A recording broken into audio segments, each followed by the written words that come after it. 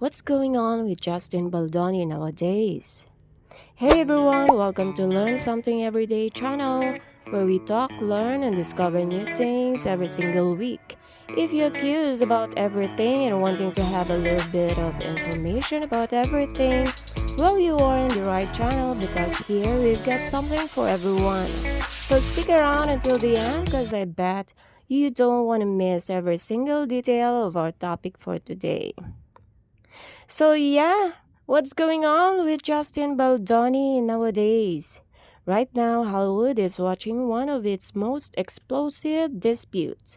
Blake Lively, the glamorous A-lister, has subpoenaed phone records, not just from her co-star and director Justin Baldoni, but also from a wide network of influencers, PR professionals, and social media personalities. She claims there was a smear campaign against her, orchestrated to bury her reputation after she raised serious allegations. In response, Baldoni hit back with a $400 million countersuit, accusing Lively and even her husband Ryan Reynolds of defamation and extortion.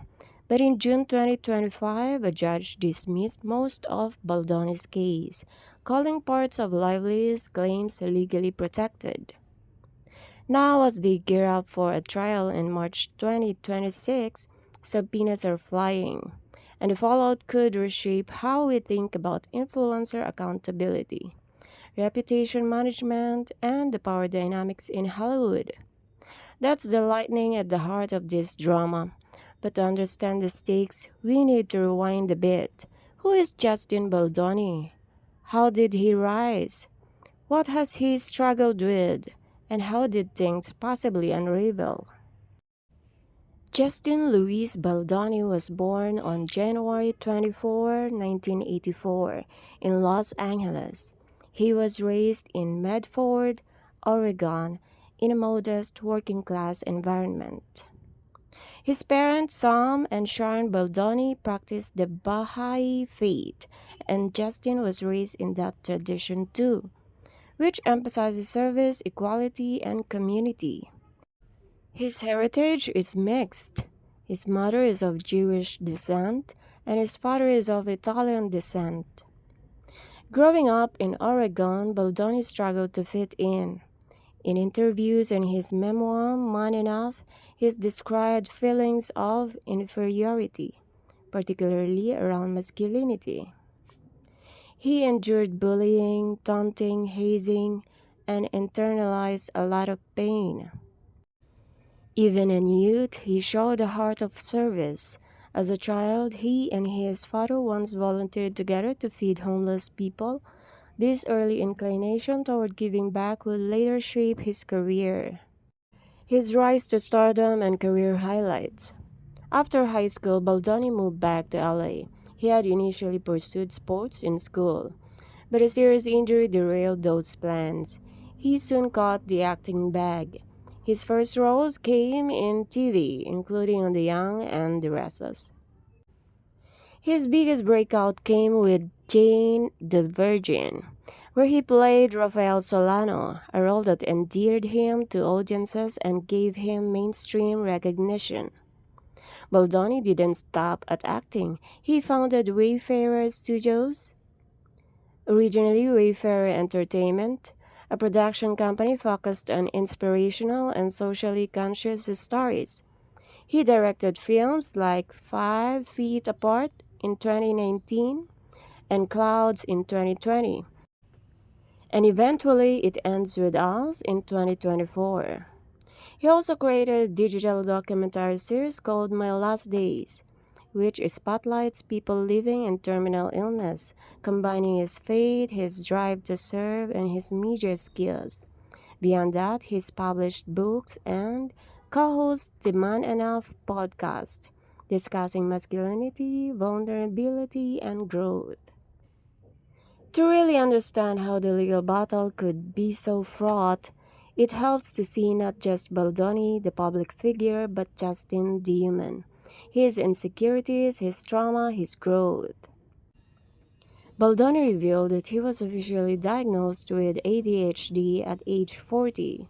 He said for much of his life he felt broken, struggling in school, rereading lines, forgetting things, and battling the idea that something was wrong with him. Getting the diagnosis gave him self-compassion. He now reflects that many of the traits he once saw as deficits are part of his creative wiring. He's spoken publicly about a past emotionally abusive relationship in college. According to him, the relationship contorted him. He lost part of his identity, and he later described experiencing sexual trauma. On the set of It Ends With Us, where he both directed and starred as Ryle, a deeply troubled character, Baldoni has shared that filming took a heavy emotional toll. He described a near breakdown after certain scenes. His character's trauma lived in his body long after shooting. Despite his personal pain, Baldoni has continuously channeled his faith and platform into service. Through his Carnival of Love, charity work, his podcast, and his films. His Baha'is background remains a central part of his worldview, emphasizing humility, equality, and healing. The legal/influencer drama. What actually happened? Now the heart of controversy. In December 2024, Blake Lively filed a complaint with California Civil Rights Department alleging sexual harassment and hostile work environment on the set of It Ends With Us. She went further. She claimed that after she raised concerns, Baldoni and his team, including his PR firm, allegedly launched a smear campaign, a coordinated online disinformation effort to damage her reputation. As part of her legal strategy, Lively's team issued sweeping subpoenas, phone records, internet data, and more from telecom companies and a large network of influencers, social media figures, and PR professionals. In January 2025, Baldoni responded with a $400 million lawsuit against Lively, her husband Ryan Reynolds, and her publicist Leslie Sloan. He accused them of civil extortion, defamation, and trying to hijack the film for their own narrative. He also sued the New York Times for libel, alleging that their coverage of Lively's claims was one-sided. A federal judge, Judge Louis J. Lehman, dismissed a large part of Baldoni's $400 million countersuit in June 2025. The court held that many of Lively's statements are legally protected as part of a legal proceeding. There are also disputes over how broad and invasive Lively's subpoenas are. For example, her subpoena to a law firm sought not just communication but years of call history, location data, web browsing logs, which Baldoni's team argues is wildly disproportionate for a civil case. Some subpoenas have been quashed or challenged. For instance, a private intelligence firm refused to comply, and a judge quashed subpoenas sent to a law firm representing Baldoni. Surprisingly, some influencers with little reach, even YouTubers with a handful of followers, have received subpoenas, raising First Amendment concern about whether mere commentary or criticism is being treated like coordinated defamation. In another twist, some subpoenas have since been withdrawn. For example, Lively withdrawn her subpoena of celebrity gossip blogger Paris Hilton. The trial for Lively's claims is currently set for March 2026. Additionally, Lively's legal team claimed she lost a nine-figure sum due to reputational harm. $161 million in damages, including lost earnings from acting, her hair care brand, and more. What makes this drama so compelling and complex? This isn't just a Hollywood falling out. It's a media war. Lively's legal strategy assumes that a smear campaign may have leaned heavily on digital influence. Subpoenaing content creators is a bold, controversial move. It blurs the line between influencers, commentators, and journalists. It raises a key question. Who's accountable when online creators spread unverified or harmful narratives? Can someone really be sued for what they post, or are we stifling free speech? Lively Reynolds and their team are high-powered, media savvy. If there was a reputational attack, she doesn't just want damages. She wants accountability and proof. Baldoni, on the other hand, built a brand around empathy, conscious masculinity, and service. This allegation cut deep not just legally but to his identity and public mission. Baldoni's life has not been without struggle. His late ADHD diagnosis, his experience with trauma, his intense emotional investment in It Ends With Us, these are not surface level facts.